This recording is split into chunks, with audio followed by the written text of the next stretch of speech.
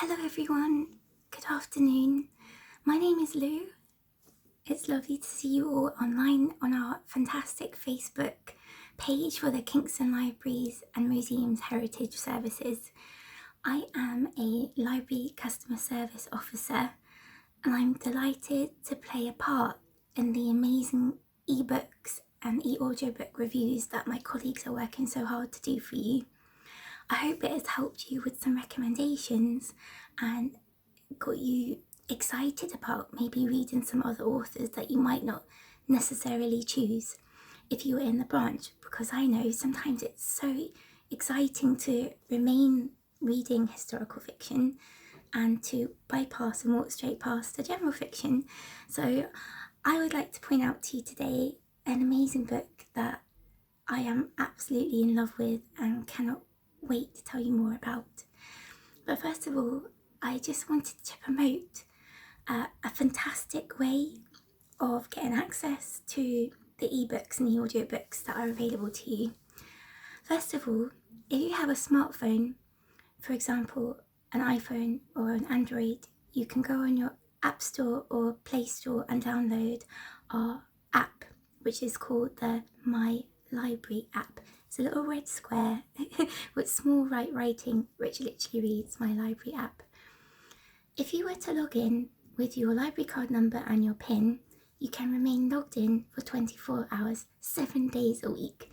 I have not logged out for months. The great thing is, not only can you read the synopsis of books before you reserve them, you can actually get direct links to our apps such as BorrowBox, RBDigital, Overdrive, Libby, and many more. So they are brilliant. I have spent a lot of time on them. At the moment, I have downloaded several magazines and e-audiobooks that have been on my to-do list for quite some time. The danger of working in a library, I might add, is when you get books returned to you, you tend to not shelf them and borrow them yourself because you're like, oh, I didn't know I need this book in my life. So The Keeper of Lost Things by Ruth Hogan is a book that has been on my reading list for quite some time. I actually witnessed something magical about this book. In our library, it doesn't stay long on the shelf.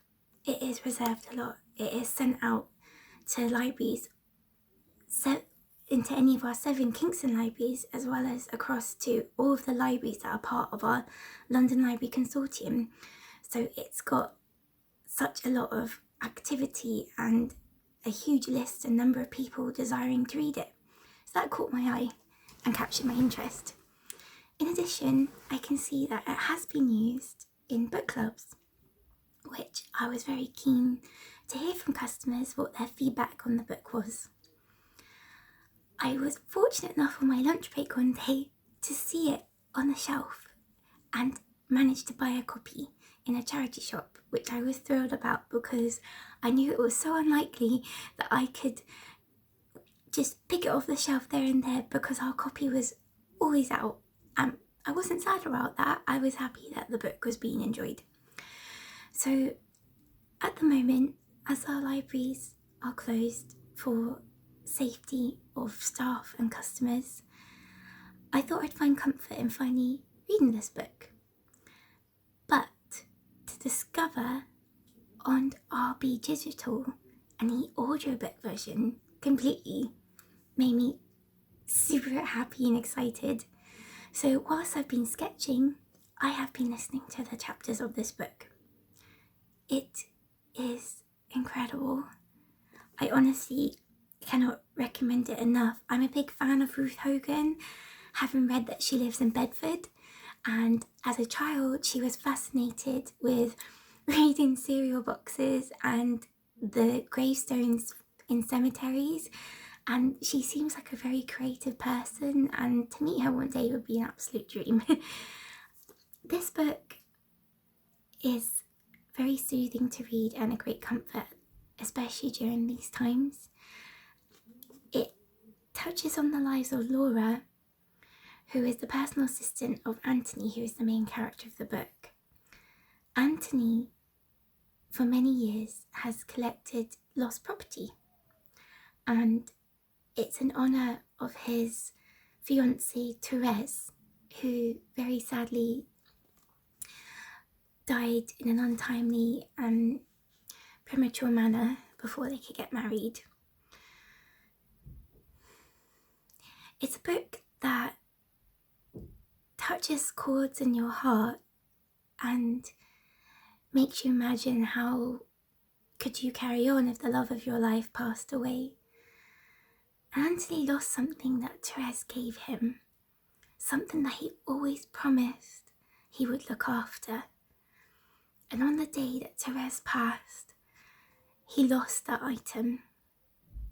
So this is why Anthony has collected all of these lost treasures. They can be a bubble, a green bubble with a daisy in it. It can be a blue button. It can be something as shocking as the opening of the book of him literally catching a tin with ashes of a cremated person as it fell from a train chair off, and he caught it. He brought it home to Padua, his home, and labelled it the exact time, the date, and where he found it. And his goal eventually was to reunite all of these lost items that are shelves, that are drawers, units, walls full of all these unique pieces. His goal was to return them to their owners. So in the book you are introduced to his efforts that he tried over the years to do that, and unfortunately they haven't been successful. And now he is deciding who to leave this task to because he is aging. Laura is an incredibly strong woman. I felt quite excited to be introduced to her in the story. She's a woman that has been through a lot of heartbreak, who's made decisions in her life to try and meet society's standards. She has made choices that at the time seemed like a safety net because she didn't want to fail. And there are points in her story when you learn about her childhood and her marriage to Vince that you can relate to. You can feel the fear that she felt about letting her parents down with her decisions. You can feel how sad she feels because she is hard on herself.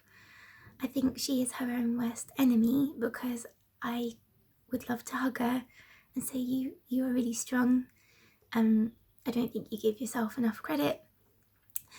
And you feel a pure delight that she has this job with Anthony, that she sorts through his mail, helps to process the royalties he gains from the short stories he's written, which are about all of the objects that he has found over the years. And you love their bond. It is not a daughter and father bond, no way. It is, I would view it personally that they save each other, that they are the lighthouse for each other in dark times, that they bring hope and happiness, and they know they're getting safely to shore and getting through each day. It is a beautiful relationship, and I think what is magnificent about it is how Ruth Hogan really defines the strength of their bond, and through many other characters' bonds throughout this book, by colour. And it would be amazing to see this book produced into a film, to see how, when we go back in time to other characters who are quite key to the plot, their importance to Anthony's story. Maybe they could be in sepia, and when they come across in the publishing house his short stories, and maybe they could have a bit of colour in them. Or Therese, Anthony's love of his life, how significant she is when she's featured in some key moments. I'm trying not to give it away, how she could be really striking in the choice of colours. Even though Anthony's study is very dark and you feel like you could smell the wood of the shelves and you can hear the drawers opening because they're crammed, I do think that the object should project brightness because they are vibrant, they are inanimate, and yet they have such huge characters. And the key thing of this book is potentially the route for the roses to be featured, because roses are very important to Anthony and Therese.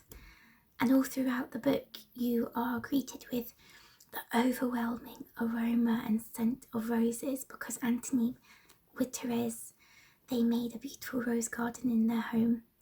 And even though Therese has long passed, Anthony still met with the overwhelming smell of roses, no matter what time of year, with the doors closed, the windows tightly shut, roses enter Padua. So throughout this whole story, you feel enveloped in a safety, and I think it's the perfect time of year to read this book because we're all inside, and the smell of roses being spring and hope for me. And I found it really uplifting to read. So the audiobook is brilliant because you can pause it and go back to it. So I'm sketching away, becoming completely immersed for hours on end on this evolving, beautiful journey. And it's brilliant. The actors are incredible. They are amazing. I'd love to give them a big high five. And the great thing about RBDigital is you can download the book as many times, and I know I'm going to listen to it again. I'm very close to finishing the book, but I just had to share with you how amazing it is. If you're looking for a book that will bring you comfort, will help you find some peace in your journey, in your heart, and remind you that, hey, I may have some objects around, but they are really crucial to me, and they represent a point in my life where I really need them, and that it's okay to have that attachment to them. And I hope that this book will bring you happiness and just make you smile on a day like today when it's really dark outside. So definitely read The Keeper of Lost Things by Ruth Hogan. Download the audiobook, download the ebook. You can reserve copies, and as soon as all of the libraries are open again, I'm confident that we would honour your reservations. But why wait till you have the physical book? Be open to trying the different versions. So I hope you enjoy this review. It was lovely to be a part of this, and I look forward to hearing what your thoughts are about the book. Have a great evening, everyone. Bye.